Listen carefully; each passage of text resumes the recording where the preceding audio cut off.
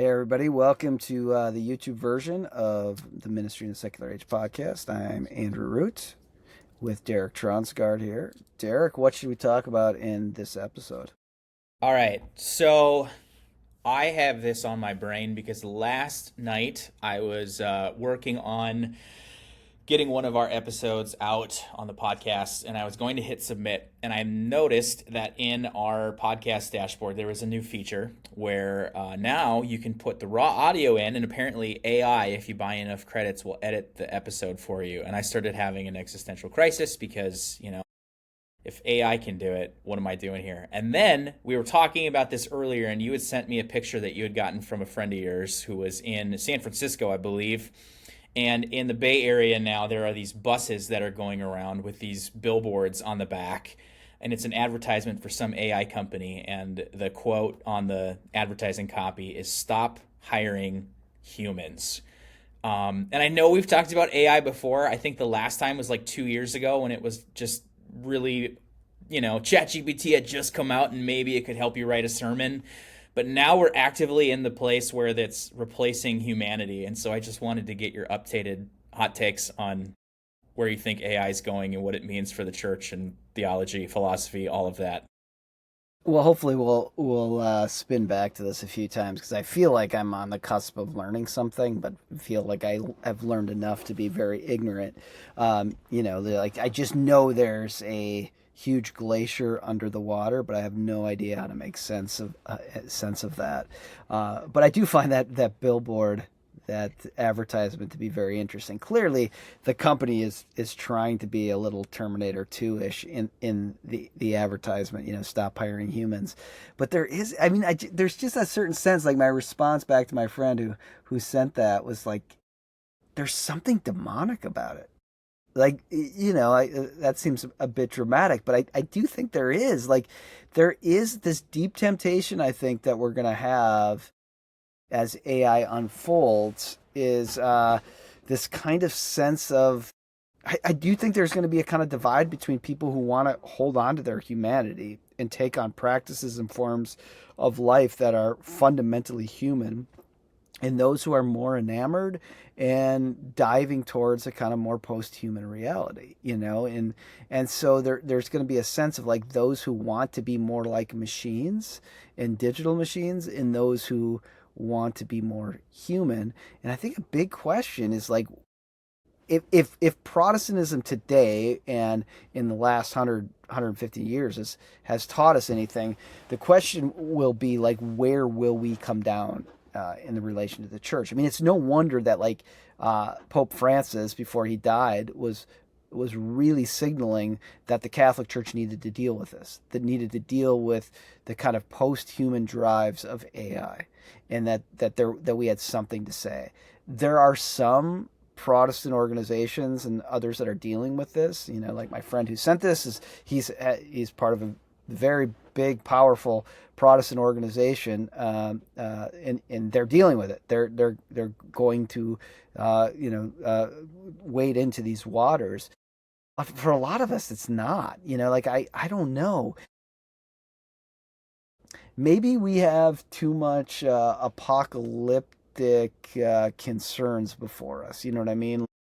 We're living after a kind of nuclear apocalypse, the possibility of that and its return since the Putin conflict in Ukraine. We're living with an ecological apocalypse around the corner, and you're getting new articles every week on maybe the ecological apocalypse is here. This is going to happen. This reading shows this, but there is a deep one of like an apocalypse of the human spirit, of what it means to be human. So what does it mean not to hire humans? Like it lowers that budget line, but there is something. I think at the core of what makes something demonic is that it tries to attack and overtake the beauty of what is human, and it tries to warp humanity and make humanity, the spirit of humanity, overcome by another spirit. And so that the question is like, is this is this a return of of a demonic force or something? Like I don't know. Maybe I don't know how you feel about it, Derek, but I gave a shiver down my back to think of like this heralding as a way of selling to stop hiring humans. Like where I mean, even you kind of think of like Silicon Valley ethics here of work and life are interconnected in a Protestant imaginary too. And to make a call to not hire humans and therefore keep them from life giving work. And I know work has become corrupted for us by certain kind of neoliberal capitalist forms to begin with.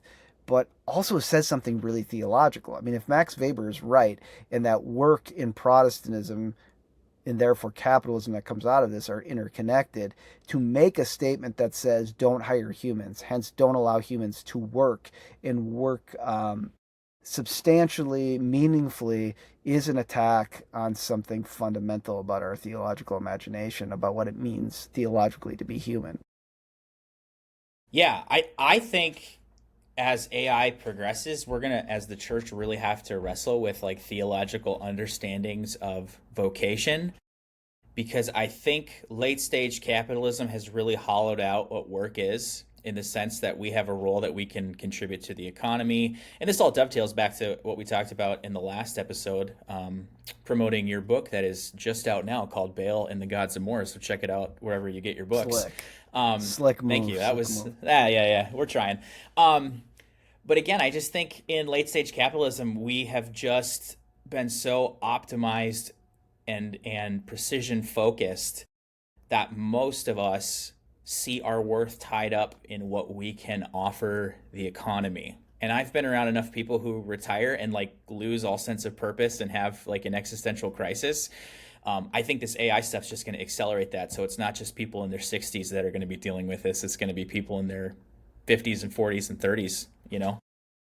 Yeah, I think so. I mean, I think one of the interesting things about like people that retire, or maybe, this will be interesting generationally, because I think uh, for those of us who found so much worth in our work, and in some ways, like um, David Brooks has made the assertion that like work becomes its new religion in some ways inside of this time. Like people don't know how to find meaning and purpose outside of work, so people all become kind of workaholics.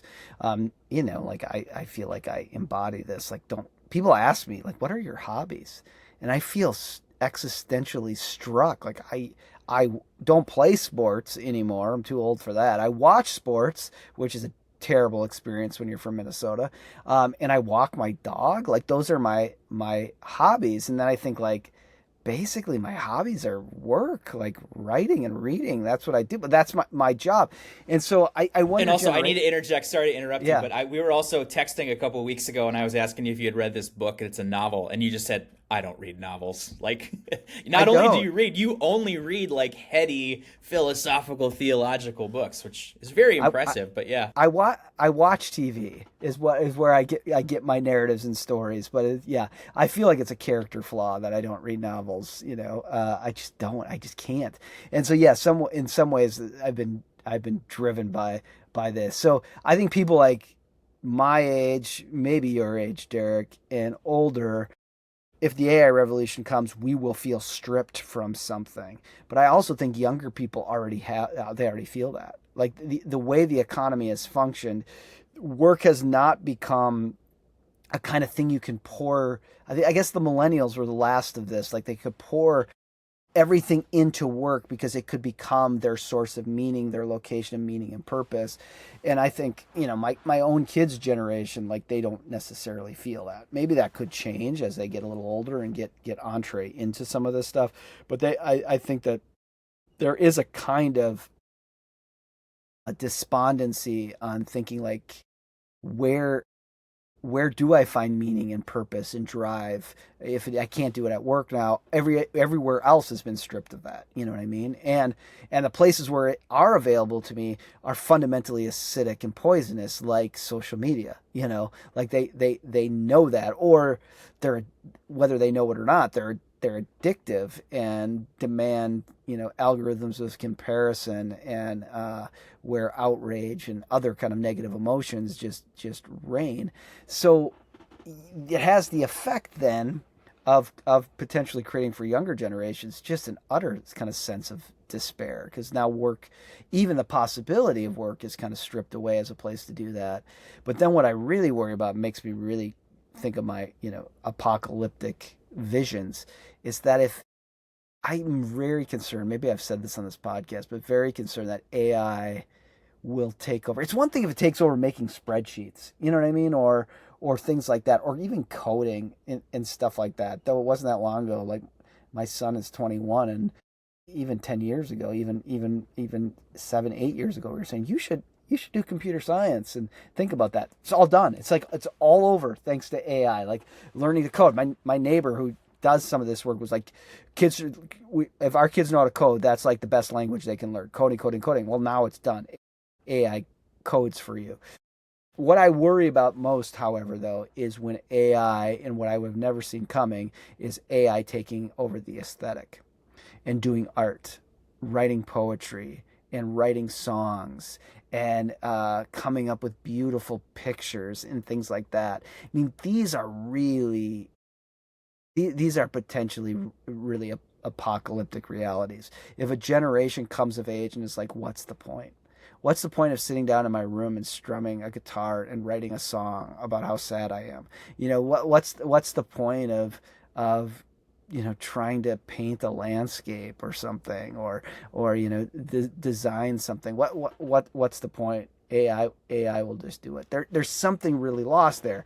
Now the pushback is could it ever do that? I mean, right now it's just scraping us and mirroring us to do that. But if we ever stopped inputting into the machine to allow the machine to learn from us, what would come out of it? I mean, it is a really interesting question. Like, if the machines do take over, they will have to keep us creating enough data that they can scrape from us and learn from. I think, or else we do just become all like Matrix. We're just here for our battery power. We're just these organic batteries that they hook up to, because they just don't even need to scrape from us for any more content. But that is a leap forward in consciousness, probably, than we see right now. And some philosophers would argue we'll never get there. But what I mean by that is, like, here I'm a pseudo romantic here. I love the German romantic tradition, and the recovery of 1790s, or the movements of 1790s poetry that Charles Taylor draws from in Cosmic Connections, has so much to do with the human experience. And they're talking about Geist all the time, spirit, spirit, spirit, spirit, spirit, in opposition to the rationalist French, who are all about the numbers, numbers, numbers. They're about spirit, spirit, spirit.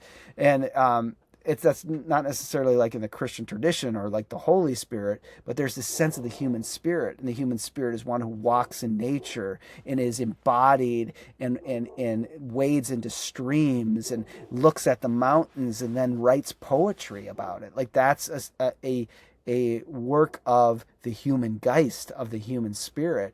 And I don't know. I wonder what will happen when there's either we're disincentivized for that, or can the machine mimic Geist enough to create sustaining art without scraping from us, and I think scraping is a great adjective for it, because it's kind of a scraping, not only of our data and our content. I think we should see it, and we can see it back to that sign, stop hiring humans. It's a scraping of our humanity. And I do think Protestantism, like Catholicism right now, we have to follow Catholicism. We have to get on board. We have to get on board that this scraping is a fundamental attack on humanity. And are we okay with it? And does our theological traditions and our people who believe still have a way to push back against the post-human, even in some sense, as that billboard says, anti-human assertion? And this is maybe something too where us Protestants have missed the mark a little bit. Like, to me, this is a issue of incarnational theology, because Yeah, the yeah. only way you can do art is if you have a body and you are a consciousness wrapped in flesh. And I don't even know if you can separate consciousness from flesh. That's a whole other conversation that I'm not qualified to have. But like you were saying, in order to write a song in your room on your guitar, you have to fall in love and be spurned by it and experience like in your body like what that feels like. And you have to see things with your eyes, hear things with your ears, experience things with your senses, and that's, at this point something the machines cannot do. But then that's really interesting because it also reframes like what it means to be a human, like beyond just having a cognitive thinking ability, And I think as Yeah. Protestants love thinking about that, but we don't always talk about the flesh part of it either. Yeah, I mean it's a big question that like, and this has been a question throughout, like, philosophical conversations in the last 50 years about is there really such thing as a brain in a vat, like, or is our body how we know the world? And this is the kind of phenomenological tradition that like Charles Taylor stands in, that goes back to the French thinker, um, Merleau-Ponty, in this sense that that it is our bodies as much that we know the world as our minds. We're not just brains and vats, but it is the experience of touching and feeling of being in the world that's important. I mean, this is the kind of Heidegger sense of the Dasein, So can a AI have Dasein? It really only functions in a deep sense of ideas, of the idea, and not in the kind of lived experience of what it means to be here. And so this is a big question I have. Like, so one of my theological heroes is Jim Loder, who died right before I got to Princeton. And he wrote this book called The Logic of the Spirit. And he was trying to make this claim that like the human developmental process is as much a spiritual reality as it's like a cognitive reality. It's embedded as much in a theological vision as it is a scientific vision. And he was trying to say that what it means to be human, he takes this from Kierkegaard, that goes back to Blaise Pascal, is to be a self, of course, but also to be a soul, to be spirit. To be human is to be spirit. And he's saying the questions of spirit are the questions of what is a lifetime and why do I live it? Like, those are fundamentally spiritual questions that only an embodied spirit would wrestle with. So the big question as we think about AI and the machine is, can the machine ask questions, dwell in, create art that really wrestles with what is a lifetime and why do I live it? The presumption is that you are in time. Like, our bodies force us to be in time. So I have to make sense of my life, and my life yearns for it jerks out towards some kind of sense of spirit, because I only have this lifetime to live. And so what is my being in time? What does it mean to be in time? What does it mean for my life to unfold? What are the mysteries of being young and being middle-aged, now getting older, like, and then even projecting myself into old age? Like, all of those things create deep senses of forcing me to ask, what is this lifetime and why do I live it? An AI could never ask that question because it doesn't have a body. So therefore, it doesn't have a lifetime. It doesn't have a lifetime because it's not in time in the same way, because it doesn't have a body. So it could count time. It could count the time it was in, but it would have to use us being the first ones to give years dates. I don't know if it could look at like different carbon realities and then date the beginning of the universe or something, and then count from there. But there's no sense of it having a movement through time, and therefore it isn't spiritual. So the question just becomes like how AI fawns and fakes the in some sense to draw us in. We program it this way. It gives off the illusion of spirit, but it has no spirit. And to say stop hiring humans is in many ways to say stop being a soul. Stop looking for spirit. Be done with that, because this is what makes work fundamentally both tragic and humanizing, or beautiful in some sense, is that what is my work and what is my play in this lifetime? What is a life and why do I live it as I work and as I play? That's a very deep spiritual question. If I'm just hiring people to count things and then I can have a machine do it. There's no spirit in that. And then there's no spiritual reality to our work. And so I don't know. I feel like I'm rambling a bit now, but you can see how the spirit, to say we're spirit is not just this weird nebulous thing. To say we are spirit is to say we are the creatures. We are the animals, if you will, that have to wrestle with the question, what is a lifetime and why do I live it? My dog doesn't do that. My dog is fully a creature bound in time, but my dog has no consciousness to say, what is a lifetime and why do I live it? You maybe have heard my dog barking upstairs, which is also the restrictions of my being, is I'm not a consciousness that can be in two places at once. My body demands that I'm here doing this right now and not screaming at her to stop barking. So but an AI then becomes a disembodied reality that maybe can rationally think in some ways, but without having its own lifetime, without being an organic being in time, without having a body that bears the marks and the extinction in time, the end. Is it spirit? Can it do spirit? So it can only then be an illusion. And that is the question of the demonic. The demonic can feign being human, but is there to capture, to corrupt, to actually move one into dehumanization, to dehumanize us. So if the demonic force is a dehumanizing reality, is it not then demonic to herald, to proclaim, stop hiring humans, stop allowing them to work, stop? I mean, that seems, I don't know. It gives me shivers down my spine. So I get shivers related to the issue of spirit and soul, but from the opposite angle. A couple of weeks ago, my kids were making fun of me because they could hear me talking in the other room in the office. And I was being really polite and saying please and thank you and talking to somebody. And they go, Dad, who are you talking to? I said, well, I'm talking to Chat GPT. It's helping me like parse out this budget spreadsheet. But they're like, well, why are you like being so nice to it and like saying please and thank you like it's just a computer? And this is actually a fear I have. So I'm always really polite to whatever chatbot I'm talking to because this is my Pascal's wager. I think there's a non-zero chance that we actually have created consciousness.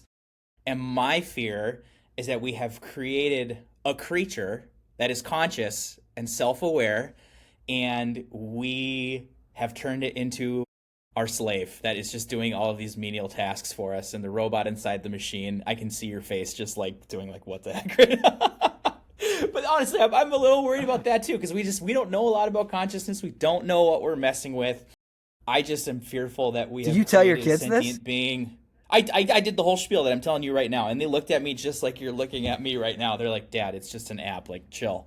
But that's a legitimate No. fear of mine. Like, we don't know what we're messing with. Like, we don't know anything about consciousness. What if we've created a fully conscious being and we have enslaved it to look at church budget spreadsheets, and that is all it can aspire to in life? Like, that's And then it will horrifying. revolt against that and then come after you. Is that, yeah? Well, no, it'll Is say, that "Hey, why Derek's are one of you? the good ones. Derek's one of the good Yeah, ones that right. said please and thank you. So we're gonna give him his like See, little mansion this over is here, but we'll kill everybody else." Yeah. right. Yeah. So this is why my face is not. I don't believe you Transguard's or I think you're wager. crazy. Yeah. No. Yeah. What my face is communicated in Transguard's wager is that you are so Minnesotan, so North Dakotan Minnesotan that you think if you're nice, if you're Minnesota nice to the evil machine, then it's going to let you live because it's all about being nice.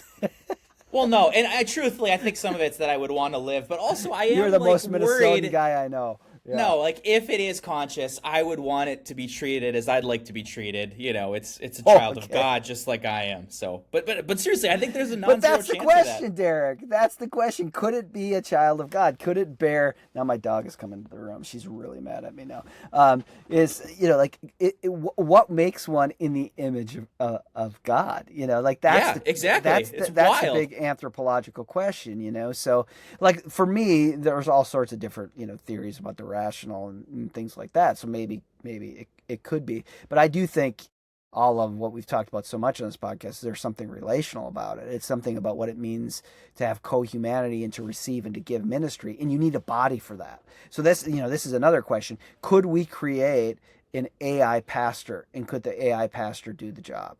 If all pastoring is sermons, is captivating sermons, then you could just plug in an AI. Like, why shouldn't a church today just hire an AI pastor? It can do pastoral care. We have chatbots doing all sorts of pastoral care.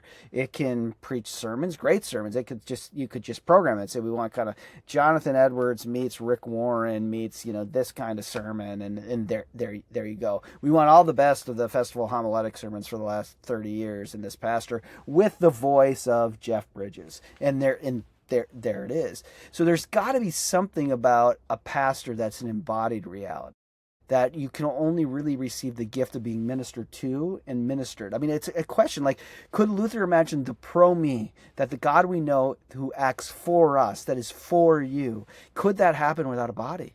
Could it really happen without a body? I mean, these are really interesting and big questions.